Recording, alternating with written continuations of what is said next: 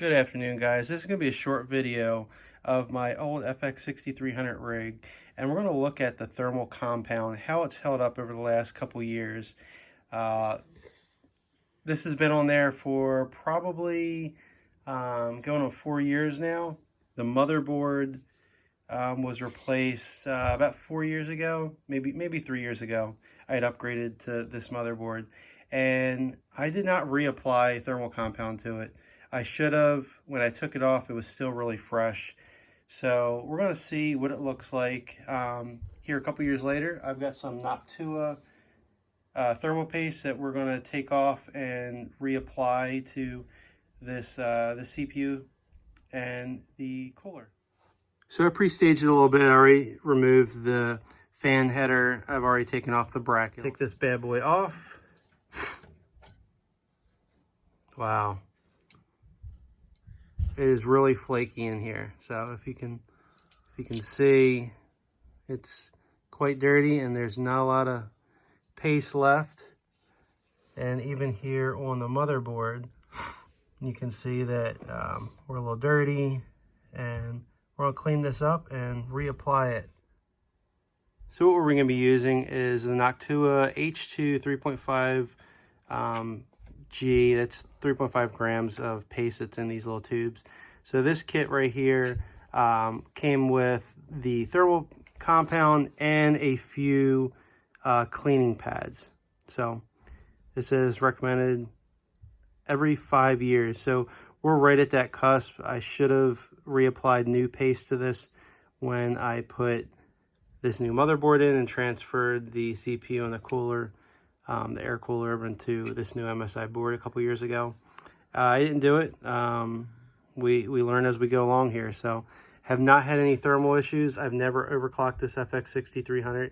I never planned to, even though I could with this. This is a 970 Gaming Pro carbon board. So they came with these little alcohol wipes inside this Noctua kit, and you can see that there's still some pads for is just to go in a circular motion, and we're going to clean off all the thermal paste on here. And when you can see that there's some water droplets on it. It's really just the alcohol. It will clear up on its own. Completely cleaned off, looks almost brand new. We're now going to come over to our cooler here. Let's set it down right here, and we're gonna do the same thing. Clean all this off.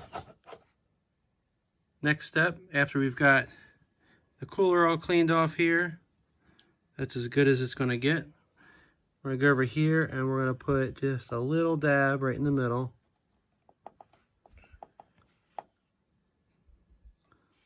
So after you get your compound on there, we're gonna come over here and we're gonna put our cooler back on. And these have the standard AM3 clips. So we're gonna push this guy on it and just straight down. Just gonna set down on there. And then we're gonna push down on the back side. Clip goes over, and on the front side here, same thing.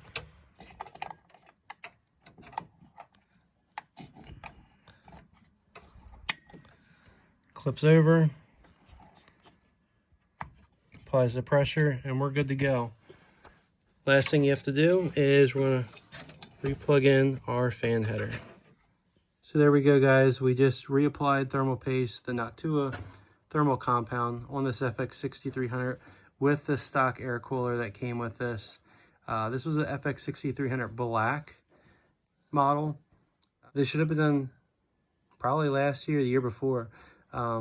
With these older processors, I recommend anybody that still has one, go out there, take off that cooler, get something. I'm really curious to see within the next couple hours after we get this computer on, put a couple games through it. Let's see what those thermal temps are going to be. I don't have any temps to show you for before, but we may have some after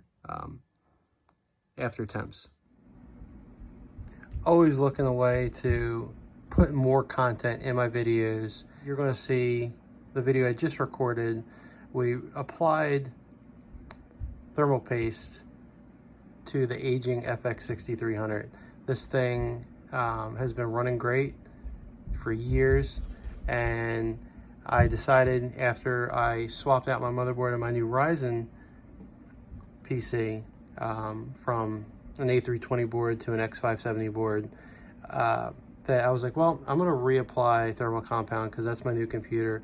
But since I had some thermal compound left over, that I was going to do it on my old FX6300. I'm glad I did. You could see it just from a couple seconds ago on this video that it definitely was needed.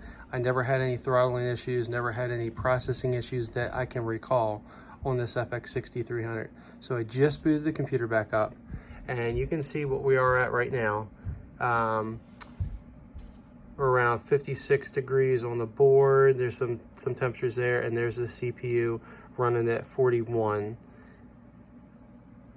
Current minimal, average 42. So we're gonna let this guy run for a little bit. You can see that during a stress test and Cinebench R20 running, we only hit 58 degrees Celsius and only pulling a maximum of 46.143 watts. At idle here, it's 36 degrees, and we've been up and running for a full little over 6 hours now. I can say that I'm pretty happy with that. R20 usually runs a little bit slower on a computer like this. As you can see, it's only 579 points. There's the specs of the computer. And this computer actually did get 695 a while back. I don't know why it has dropped. Nothing's changed in the system. Maybe the new NVIDIA drivers did something with it. I don't really know. But this was my old score. That's my new score, even though it says identical system, because I uploaded that score to Cinebench. But there you go. Thermals are really good. If thermals do change at all over the course of playing with this computer this week and next weekend, I'll do some gaming on it. Maybe some Call of Duty. My son plays Fortnite on it, so we'll definitely watch that temp. But I'm pretty happy with it. So there we go. Again, like, comment, subscribe. If you got any suggestions, want to see anything different, want me to redo anything, just leave me a comment down below and we'll try to knock that one out. Thanks for watching.